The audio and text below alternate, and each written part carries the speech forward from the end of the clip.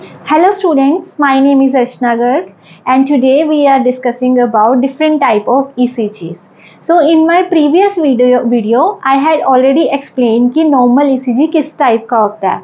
अब हमने देखना है कि abnormal ECG किस टाइप का होता है. But before अंडरस्टैंडिंग कि abnormal ECG किस टाइप का होता है आपको normal ECG पता होना चाहिए. तो इस वीडियो को देखने से पहले आप मेरी प्रीवियस वीडियो ज़रूर देखना, तभी आपको ये वीडियो समझ में आने वाली है. ठीक है, तो अब हम स्टार्ट करते हैं एबनॉर्मल ईसीजीज, जिसको हम क्या बोल देंगे, एक टर्म है अरिथमिया. अरिथमिया का मतलब क्या होता है, जब हमारा हार्ट जो है वो बहुत ही फास्ट बीट करेगा या फिर बहुत ही स्लो बीट करेगा या एबनॉर्मल बीट करेगा. कभी स्लो बीट कर रहा है, कभी फास्ट बीट कर रहा है, उसको हम बोलेंगे अरिथमिया. और उन अलग अलग कंडीशंस में हमारा जो ईसीजी है वो डिफरेंट टाइप से हमें शो होगा. तो कैसे शो होगा, सबसे पहले टर्म है हमारे पास sinus bradycardia. As you already know bradycardia क्या है. ब्रेडिकार्डिया का मतलब क्या होता है, जब हमारी जो हार्ट बीट है वो बहुत ही स्लो हो, यानी कि हार्ट जो है वो बहुत धीरे धीरे से कॉन्ट्रैक्ट हो, रिलैक्स हो, बहुत स्लो बीट करे.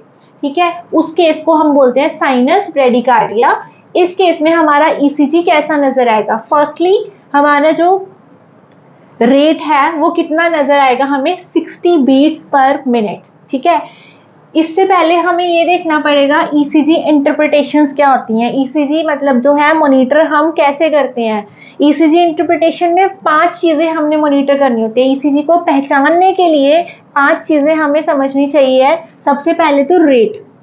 रेट का मतलब क्या हो गया, जैसे साइनस ब्रेडिकार्डिया है उसमें 60 beats per minute, less than 60 beats per minute. तो इस कंडीशन में जब हम ईसीजी देखेंगे वहां पे रेट कितना लिखा होगा, less than 60 beats per minute.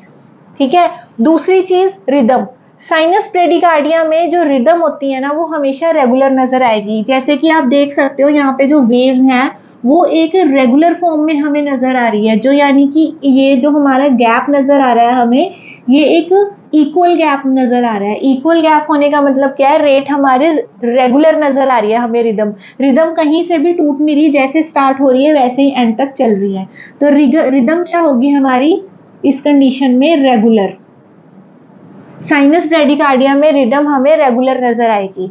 Next है पी वेव. ईसीजी में हम देखेंगे पी वेव किस टाइप की है, इन्वर्टेड है, नीचे को आ रही है, फ्लैट आ रही है, प्रेजेंट है, एब्सेंट है, किस टाइप की है. यहाँ पे हमें जो पी वेव नजर आएगी वो नॉर्मल नजर आएगी. This is our P wave जो कि हमें नॉर्मल नजर आएगी. तो पी वेव क्या है, प्रेजेंट.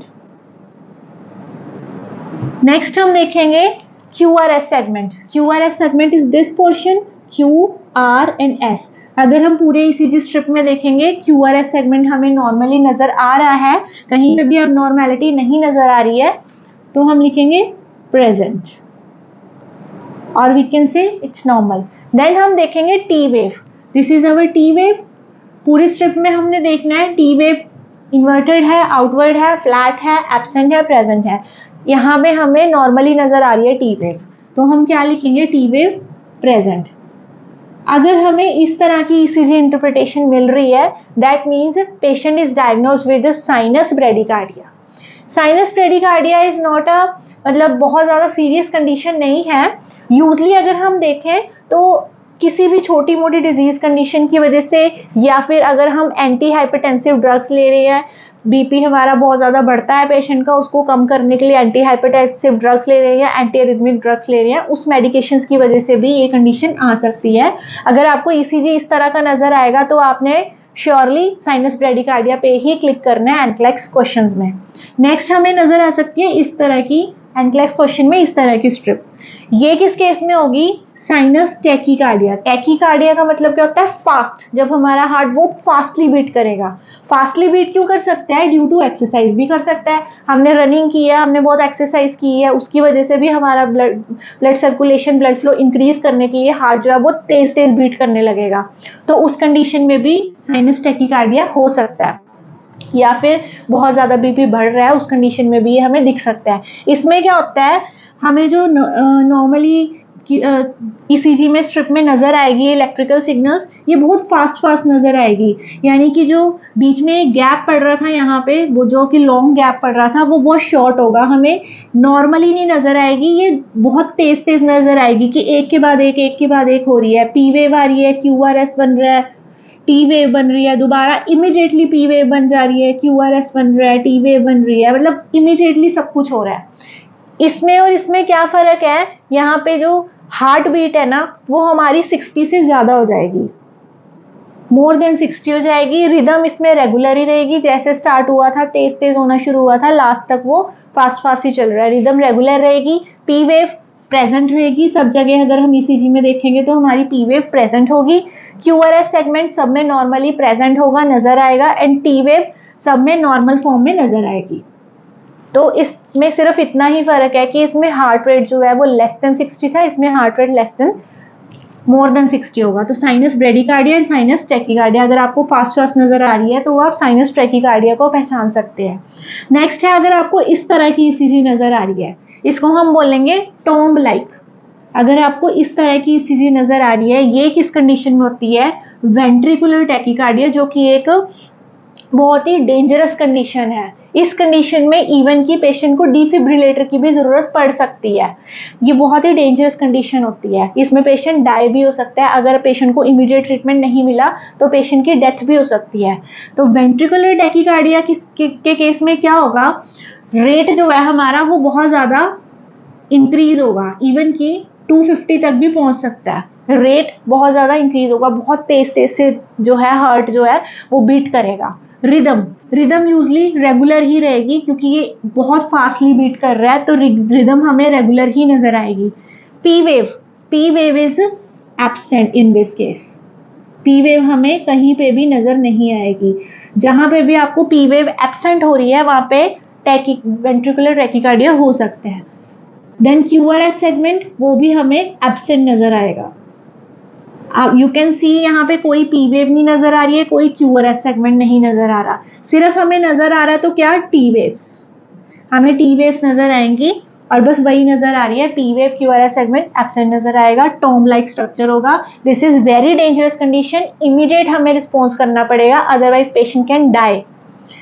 नेक्स्ट है साइनस एरिथमिया। साइनस एरिथमिया में क्या होगा, अब साइनस एरिथमिया में यहां तक हमने देखा था कि नॉर्मल नजर आ रहा है हमें, P wave, QRS segment and T wave. पर इसमें डिफरेंस क्या आ रही है, एबनॉर्मेलिटी कहाँ आ रही है, इसके डिफरेंस में अगर आप देखोगे, एक टी वेव और एक पी वेव के बीच में कहीं पे तो आपको पी वेव और टी वेव बहुत ही इमीडिएटली नजर आ जाएगी, एकदम से जुड़ी हुई, कहीं पे आपको बहुत ज्यादा गैप में नजर आ रही है, फिर अगेन आपको बहुत शॉर्ट गैप में नजर आ रही है। मींस यहाँ पे ना जो गैप होगा टी वेव, एक टी वेव के बाद दूसरी पी वेव स्टार्ट होने का, वो कहीं पे इमीडिएटली होगा, कहीं पे बहुत प्रोलॉन्ग टाइम ले रहा है, फिर दोबारा इमीडिएटली हो रहा है, फिर वो बहुत ज्यादा प्रोलॉन्ग टाइम हो रहा है। तो वो क्या होगा, इररेगुलर होगा बिल्कुल। अचानक से हार्ट बहुत तेज धड़कना शुरू कर दे रहा है, अचानक से बहुत होली धड़कना शुरू कर दे रहा है, और वो इररेगुलर हो रहा है, कोई उसका रेगुलरिटी नहीं आ रही है, तो वो क्या होगा, साइनस एरिथमिया। एरिथमिया मतलब इररेगुलर। तो इसमें क्या होगा, रेट हमारा हम मेजर नहीं कर सकते हैं, क्योंकि कभी तेज धड़क रहा है और कभी होली धड़क रहा है, तो रेट अब हमारा मेजर नहीं हो सकता, पेशेंट टू पेशेंट वरी करेगा। रिदम क्या होगी, बिल्कुल ही इररेगुलर, कभी फास्ट हो रहा है, कभी स्लो हो रहा है। पी वेव प्रेजेंट है, क्यूआरएस सेगमेंट प्रेजेंट है, एंड टी वेव भी प्रेजेंट है। इसमें पी वेव भी प्रेजेंट है, क्यूआरएस एंड टी वेव भी, सब कुछ प्रेजेंट होगा। बस इसमें क्या होगा, कभी तो हार्ट बहुत तेज धड़क रहा है, कभी बहुत स्लो धड़क रहा है, इसमें ये फर्क आ जाएगा बस। This is all about sinus arrhythmia. Okay, so next हमारे पास है terms, this is atrial fibrillation. ध्यान से इसे समझिएगा।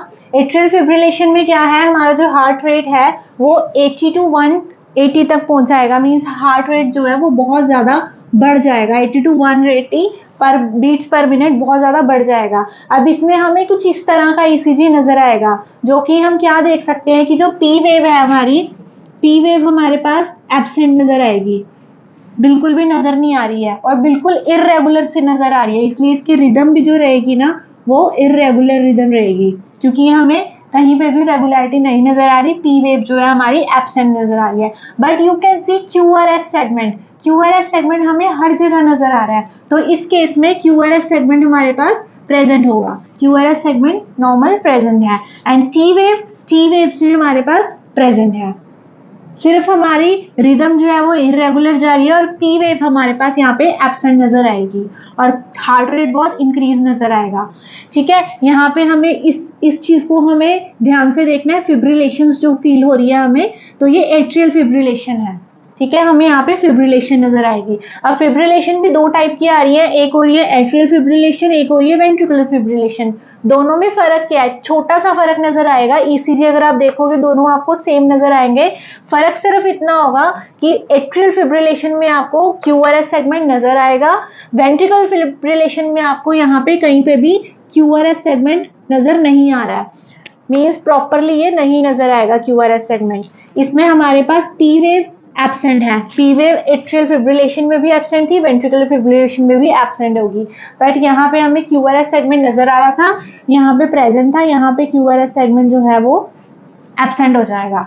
टी वेव हमें नजर आ रही है दोनों में, सिर्फ फर्क कितना आ जाएगा एट्रियल और वेंट्रिकुलर में, क्यूआरएस सेगमेंट का यहाँ पे प्रेजेंट है और यहाँ पे एब्सेंट है। वो किस वजह से हो जाता है, जो हार्ट है वो cyano atrial node, SA node जो है वहां से करंट भेज रहा है, वहां से करंट जा रहा है एबी नोड में, एबी नोड से करंट आगे जाना चाहिए था वेंट्रिकल्स में ताकि वेंट्रिकल्स कॉन्ट्रैक्ट हो, बट एबी नोड किसी एबनॉर्मेलिटी की वजह से क्या कर रहा है, करंट को वेंट्रिकल्स को कॉन्ट्रैक्ट करने की जगह उस करंट को वापस भेज दे रहा है एट्रियम में, और एट्रियल कॉन्ट्रैक्शन हो रही है वापस से। इस वजह से क्या हो रही है, वो करंट बैक फ्लो कर जा रहा है, वापस से एसए नोड के पास चला जा रहा है, एट्रियम में चला जा रहा है और वेंट्रिकल्स कॉन्ट्रैक्ट नहीं हो पा रही है, तो उस वजह से हमें इस तरह की फिब्रिलेशंस नजर आएंगी। दिस इज कॉल्ड फिब्रिलेशन, जो इस तरह की ये लाइंस नजर आ रही हैं वो फिब्रिलेशंस कहते हैं हम उसको। ठीक है, और एनक्लेक्स में atrial fibrillation and atrial fluttering, इस पे बहुत ज्यादा क्वेश्चन आते हैं। आई विल मेक श्योर कि आपको ये दोनों चीजें अच्छे से समझ आ जाए, इसलिए मैं एक नेक्स्ट वीडियो बनाऊंगी जिसमें आपको इन दोनों के ऊपर ही मैं अंडरस्टैंडिंग करवाऊंगी। तो एट्रियल फ्लटरिंग क्या है, and one more thing, ventricular fibrillation एक बहुत ही सीरियस कंडीशन है, अगर इसका तुरंत इलाज ना किया जाए, जैसे कि हमने साइनस टैकीकार्डिया में देखा था कि अगर हमें तुरंत इलाज ना किया जाए ऑन द स्पॉट पेशेंट की डेथ हो सकती है, there is a risk of cardiac arrest, on the spot patient की डेथ हो सकती है अगर इमीडिएटली उसको ना ट्रीट किया जाए। सिर्फ दो ही कंडीशंस हैं, एनक्लेक्स में आपको ये क्वेश्चन भी आ सकता है, ऐसी कौन सी दो कंडीशंस हैं जिसमें आपको डिफिब्रिलेटर को इमीडिएटली यूज करना पड़ेगा, तो वो दो कंडीशंस हैं, sinus tachycardia and ventricular fibrillation, जिसमें ऑन द स्पॉट पेशेंट की डेथ हो सकती है और आपको डिफिब्रिलेटर यूज करना पड़ सकता है। बाकी किसी भी टाइप में आपको डिफिब्रिलेटर इमीडिएटली यूज नहीं करना पड़ेगा, only sinus tachycardia and ventricular fibrillation.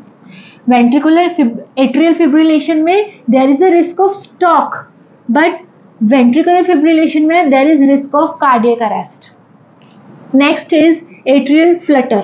Atrial flutter क्या है, इसमें जो हार्ट रेट है वो बहुत ज़्यादा बढ़ जाएगा, इट मीन्स 250 से 400 तक पहुंच जाएगा, हार्ट बहुत तेज़ी से बीट करना शुरू कर देगा किसी भी डिजीज कंडीशन की वजह से या नॉर्मेलिटी की वजह से, हार्ट रेट 250 टू 400 तक पहुंच जाएगा हमारे पास, और एक सॉ टूथ की अपीयरेंस नजर आएगी। सॉ टूथ की अपीयरेंस कैसी होगी, इस टाइप की अपीयरेंस नजर आएगी।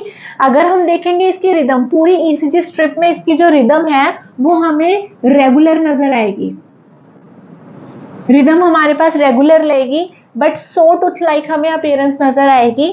इसमें हम अगर देखेंगे तो पी वेव हमारे पास एब्सेंट होगी, पी वेव हमें ढंग से नहीं नजर आएगी, मीन्स प्रेजेंट तो होगी लेकिन मेनली पी वेव में ही फ्लटरिंग होगी, जो इस टाइप की अपीयरेंस बन रही है दैट इज कॉल्ड फ्लटरिंग, जो कि किस में नजर आएगी हमें, पी वेव में। पी वेव प्रेजेंट तो है बट एबनॉर्मल है, हम इसे एब्सेंट भी नहीं कह सकते, this is abnormal. P wave में ही हमें फ्लटरिंग नजर आएगी। क्यूआरएस सेगमेंट प्रेजेंट होगा, यहाँ पे क्यूआरएस सेगमेंट एब्सेंट नहीं होगा, QRS segment is present and T wave is also present, QRS segment is also present and T wave is also present, but फर्क क्या आ जाएगा, पी वेव जो है वो एबनॉर्मल हो जाएगी, पी वेव में हमें फ्लटरिंग नजर आएगी, जो कि पूरी अपीयरेंस हमें सॉ टूथ की तरह नजर आएगी, that is atrial fluttering. Atrial fluttering and fibrillation में क्या फर्क है, यहाँ पे मरमर हमें नजर आएगी, फिब्रिलेशन नजर आएगी, और यहाँ पे हमें किस तरह की अपीयरेंस नजर आ रही है, सॉटूथ की अपीयरेंस।